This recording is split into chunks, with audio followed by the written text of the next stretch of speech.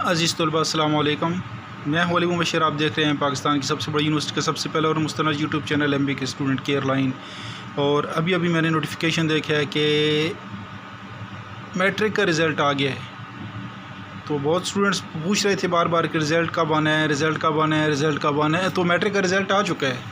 तो आप अपना रिज़ल्ट जो है वो डिस्क्रिप्शन के अंदर मैं लिंक डाल रहा हूँ, वहाँ पर जाके चेक कर सकते हैं कि मैट्रिक का रिज़ल्ट आ चुका है।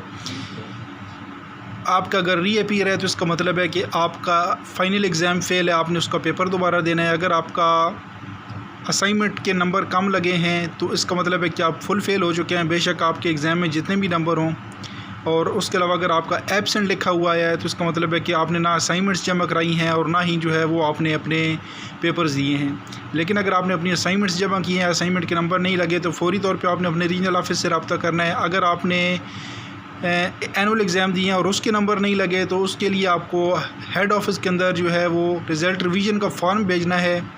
और अगर आप फ़ेल हैं तो फ़ेल का जो एक तरीक़ाकार है वो ये है कि आपको 5वें सेमेस्टर लगाना पड़ेगा और उसके अंदर आपने फ़ेल वाले सब्जेक्ट्स का एडमिशन भेजना। अगर आपका रिपेयर है तो आपका रिपेयर का जो एग्ज़ाम होंगे वो होंगे आपके स्प्रिंग 2021 के एग्ज़ाम्स के साथ। तो उम्मीद है कि आपको बात समझ आ चुकी होगी। इसके साथ मुझे दीजिए इजाज़त। अल्लाह हाफ़िज़। पाकिस्तान ज़िंदाबाद और ख्वाजा पाकिस्तान पाइंदाबाद।